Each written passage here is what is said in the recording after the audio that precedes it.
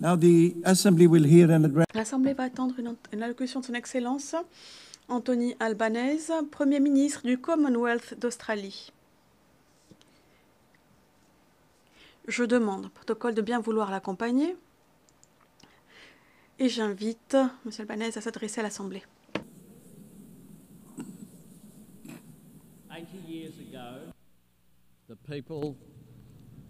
Il y a 80 ans, les peuples de nos nations se sont réunis et ont placé leur confiance dans l'humanité des autres, un acte de foi d'autant plus extraordinaire si l'on se souvient des destructions qui avaient touché notre monde.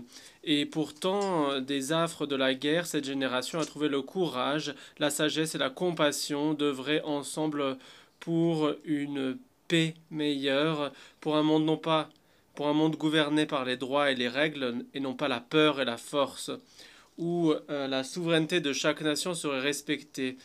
La dignité essentielle et l'égalité de chaque homme, chaque femme, chaque enfant seraient défendus et où la mission partagée et les buts des Nations Unies ne seraient pas simplement d'endiguer la menace de la guerre, mais de créer les conditions de la paix, d'instituer un cadre pour régler les différends, d'encourager le dialogue nous permettant de gérer nos différends et d'approfondir notre compréhension mutuelle, de créer des opportunités, d'ériger la prospérité et d'arriver à la justice économique dont la sécurité pérenne dépend toujours. S'il y a 80 ans, cette tâche avait été confiée aux seules grandes puissances, alors très probablement nous ne serions pas ici. L'histoire noterait que les Nations Unies n'étaient qu'une expérience noble. La raison pour laquelle cette institution a perduré, c'est parce qu'elle nous appartient à toutes et tous. Elle a été construite et façonnée par chacun et chacune d'entre nous. Il nous incombe donc à toutes et tous de redonner de la force à la mission pérenne des Nations Unies. Renouveler notre engagement en faveur du principe selon lequel la paix est une cause commune et une responsabilité collective. La création de l'ordre international fondé sur des règles est en grande partie le résultat des efforts des États-Unis et du leadership dont ils ont fait preuve après la Deuxième Guerre mondiale. Pour ma région, cette stabilité a été la base de la transformation économique. Mais nous ne devrions pas nous attendre à ce qu'une seule nation défende les règles ou garantissent la sécurité dont nous dépendons tous. Nous devons tous veiller à ce que ce système qui a permis l'émergence de nouvelles puissances préserve les droits et les aspirations de toutes les nations, grandes et petites. Ça signifie pour mon pays investir dans nos capacités et dans nos relations, dans le développement, la défense et la diplomatie, renforcer la sécurité de notre région, appuyer la souveraineté de nos voisins et contribuer à la cause de la paix au-delà de l'Indo-Pacifique. Nous promouvons l'unité au sein du Forum des îles Pacifiques. Nous approfondissons notre coopération avec l'ASEAN et nous rehaussons à un niveau plus élevé nos partenariats avec l'Indonésie, l'Inde, la République de Corée, le Japon. Et nous entrons dans un territoire nouveau avec le Royaume-Uni, l'Union européenne et notre allié principal, les États-Unis. Parce que l'entente, la prospérité partagée, la coopération économique sont pour nous les moyens les plus puissants de contrer la confrontation, l'isolement et le conflit. Les guerres sont souvent déclenchées par des pays qui pensent qu'il y a quelque chose à gagner. Plus nous renforçons l'architecture de la paix et de la prospérité, plus nous rappelons aux nations qu'elles peuvent y perdre. Chers collègues, lorsqu'un chef de gouvernement s'adresse à cette assemblée en parlant de prospérité et de sécurité, on lui rappelle souvent qu'il faut commencer dans son pays.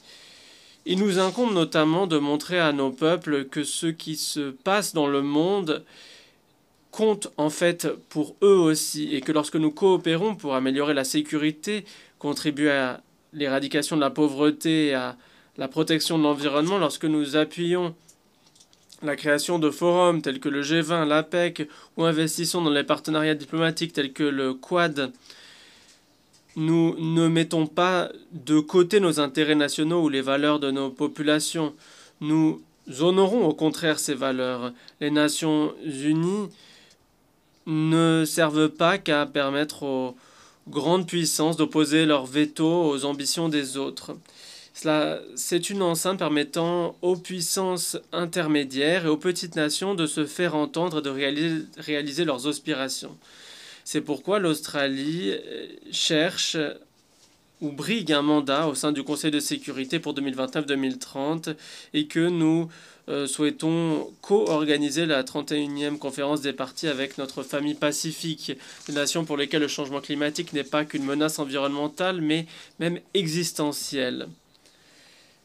Pour faire la lumière sur les souffrances et les combats qui sont parfois oubliés, pour que la communauté internationale œuvre ensemble pour promouvoir nos intérêts partagés et que nous relevions ensemble les défis pour lesquels nous ne pouvons pas faire cavalier seul. En 2025, nous sommes confrontés à toutes sortes de défis, des anciens, des nouveaux, des dictateurs qui s'accrochent au pouvoir en exerçant une cruauté sur leurs propres compatriotes, des tyrans qui envahissent des nations souveraines pour arriver à leurs ambitions, des régimes qui souhaitent écraser leur population sous le poids de l'oppression, des autocraties qui déploient de nouvelles technologies pour saper notre confiance dans la démocratie, les institutions et dans autrui. Les intimidations, les actes de coercition dans les mers et les airs qui menacent la vie et risquent de créer une escalade des terroristes ou des États qui appuient le terrorisme, qui propagent la haine. Et si nous avions le luxe de penser qu'une violation du droit international ne nous concernait pas, qu'un conflit ailleurs dans le monde ne nous concernait pas non plus, eh bien ce n'est plus le cas. Le mois dernier, les services de sécurité australiens ont confirmé que le régime iranien a orchestré une explosion qui a eu lieu dans une synagogue à Melbourne, dans un restaurant juif à Sydney. Des actes criminels de lâcheté qui visent à diffuser la haine. Nous avons expulsé l'ambassadeur iranien d'Australie, une première depuis la Deuxième Guerre mondiale. Et ici, aux Nations Unies, nous rappelons au monde que l'antisémitisme n'a pas sa place. Chers collègues, l'Australie n'a pas pour habitude d'imposer ses valeurs à d'autres nations. Mais lorsque nous commerçons avec le monde, nous amenons nos valeurs et nous cherchons à appuyer nos paroles avec des actes. L'Australie a aidé à rédiger la Charte des Nations Unies. Nous avons participé à la première opération de maintien de la paix sous l'autorité des Nations Unies pour appuyer l'indépendance de l'Indonésie. Notre économie s'insère dans la région qui connaît la croissance la plus rapide dans l'histoire de l'humanité. Ainsi, notre pays appuie les bénéfices tirés du libre-échange équitable que nous souhaitons renforcer en plaidant pour que les travailleurs puissent bénéficier de la prospérité créée par le commerce grâce à l'amélioration des salaires, la sécurisation du lieu de travail, l'élimination de l'exploitation et de l'esclavage moderne, en appuyant la sécurité des communications et de la navigation maritime qui permettent au commerce d'exister grâce à la Convention des Nations Unies sur le droit de la mer, notamment en mer de Chine méridionale. Et au sein de notre fière famille du Pacifique, sur un continent qui accueille les plus grands trésors naturels, et dans une nation qui a été bénie de des ressources traditionnelles, de minerais critiques, de compétences, du soleil et d'un espace pour permettre la transition, la décarbonation, l'Australie agit face aux défis environnementaux du changement climatique en saisissant les opportunités économiques liées aux renouvelables.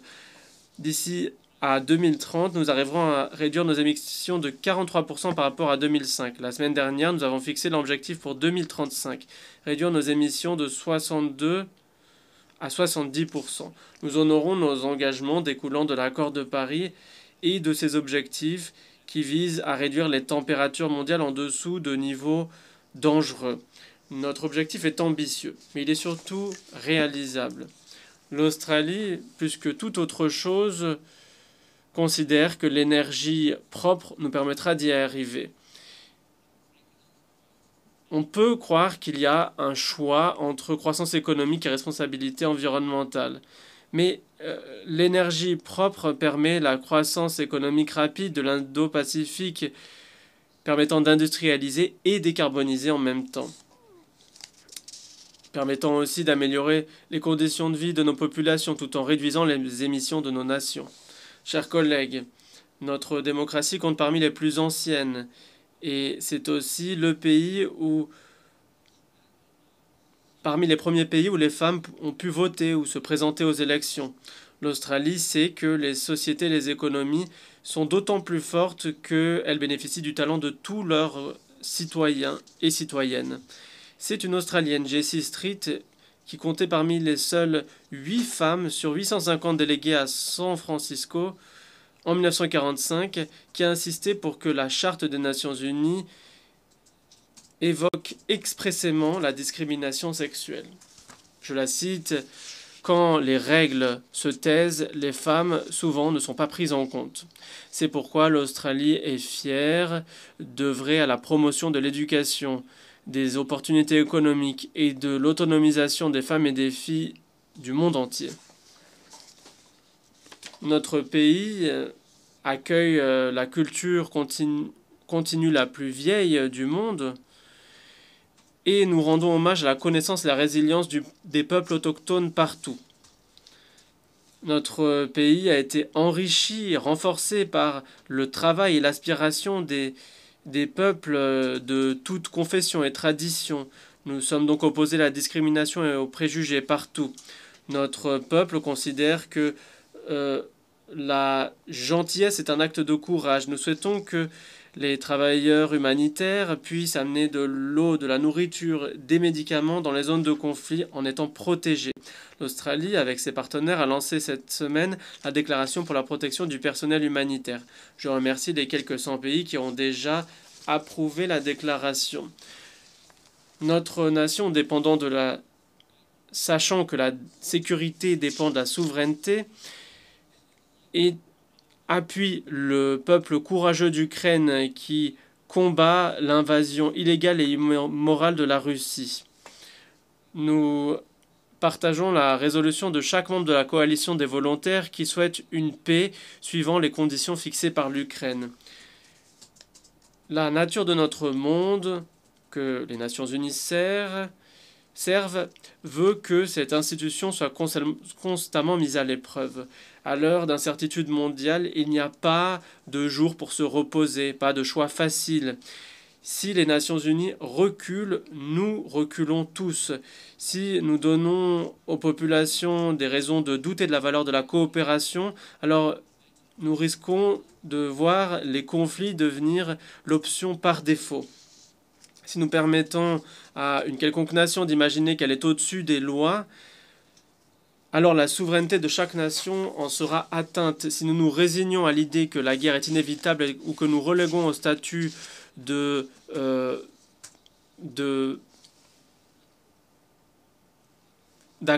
passifs désintéressés, si notre réponse à chaque crise est de dire qu'il n'y a rien à faire, nous risquons de voir que l'on ne nous confiera plus rien. Notre monde où le dialogue, on considérera qu'il sera dans une impasse plutôt qu'une voie vers l'entente, où la coopération pour relever les défis qui font face à l'humanité verra ressurgir les vieux différends sur la race, la foi et l'ethnie. Et nos populations seront assiégées par les conflits, la pauvreté, l'inégalité. Et cette assemblée ne sera que le dernier lieu de repos des bonnes intentions. Nous tous qui sommes fiers de cette institution comprenons que ce n'est pas la réalité, mais ça ne suffit pas de le dire. Nous devons le prouver, non pas en renvoyant à l'ancienneté ou l'histoire, de notre organisation, mais en la réformant afin qu'elle puisse mieux nous servir aujourd'hui et en travaillant ensemble pour façonner l'avenir. Parce que, certes, 80 ans est un jalon majeur, toutefois, la valeur réelle des Nations Unies ne se compte pas en décennies, mais en actions. Des actions qui changent la donne dans la vie des populations. Et c'est ainsi que l'ONU montre sa valeur et qu'elle plaide pour son cas, en apportant de la nourriture dans des villages touchés par la famine, en fournissant des vaccins à des familles touchées par la maladie, en amenant de l'eau propre dans des communautés au bord de l'effondrement, en aidant des pays à briser les chaînes de la pauvreté, aidant des enfants à briser les chaînes de l'exploitation et des atteintes, en nous protégeant de la menace des armes nucléaires, en créant un monde dénué des armes nucléaires, en montrant que les principes sur lesquels ont été fondées les Nations Unies sont toujours valables, ont toujours un poids et un sens et sont porteurs d'espoir pour les populations qui en ont le plus besoin. Et cela vaut d'autant plus et avec beaucoup d'urgence au Moyen-Orient. Pendant des décennies, les dirigeants sont venus dans cette enceinte pour trouver de nouvelles paroles, de nouveaux moyens d'appeler à l'action pour arriver à une solution à 2 États. Et je pense aux paroles prononcées par l'Australie, ou plutôt aux paroles que l'Australie a aidé à rédiger il y a 80 ans. L'Australie appelle à un cessez-le-feu, à la libération immédiate des otages et à l'acheminement de l'aide pour ceux qui ont désespérément besoin d'aide. Nous appelons à ce que les terroristes du Hamas ne jouent aucun rôle dans l'avenir de Gaza. Et cette semaine, l'Australie a reconnu l'État de Palestine. Pour citer la charte, qui est le fondement même de cette institution et qui reflète le meilleur de son idéalisme, nous sommes déterminés à préserver les générations futures du fléau de la guerre, à proclamer à nouveau notre foi dans les droits fondamentaux de l'homme, à favoriser le progrès social, à instaurer de meilleures conditions de vie dans une liberté plus grande. Et à cette fin, à pratiquer la tolérance et à vivre ensemble dans la paix, dans un esprit de bon voisinage. Ça a été prononcé, c'était valable il y a 80 ans, ça l'est aujourd'hui. Chaque nation qui a un siège dans cette salle a mis un nom sur ses principes. Des soldats de la paix, des travailleurs humanitaires du monde entier ont risqué leur vie, perdu leur vie au service de ces idéaux. Nous devons nous demander, mais quand ces mots doivent-ils avoir un sens si ce n'est pas aujourd'hui? Quand ces mots doivent-ils s'appliquer s'ils ne s'appliquent pas au Moyen-Orient? Et qu'est-ce que les États membres des Nations Unies peuvent défendre s'ils ne peuvent pas défendre ceci? Une occasion se présente à nous. Nous devons la saisir. Chers collègues, lors des premiers travaux de cette assemblée, la Papouasie-Nouvelle-Guinée était considérée comme territoire australien. La semaine dernière, cette nation fière a célébré le 50e anniversaire de son indépendance. Bientôt, ce voisin le plus proche de l'Australie deviendra notre allié, un nouvel allié. Les temps passent, les nations, les régions changent, mais les idéaux, les impératifs qui ont construit cette enceinte sont intemporels. Plus que jamais, nous devons placer notre confiance dans l'humanité. Nous devons choisir de réussir ensemble plutôt que d'échouer isolément.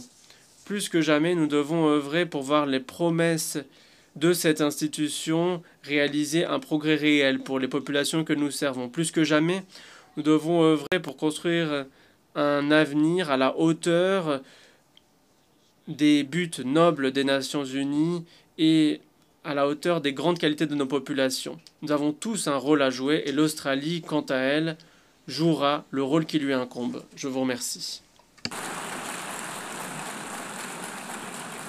On behalf of the Assembly, Au nom de l'Assemblée générale, je remercie le Premier ministre du Commonwealth d'Australie.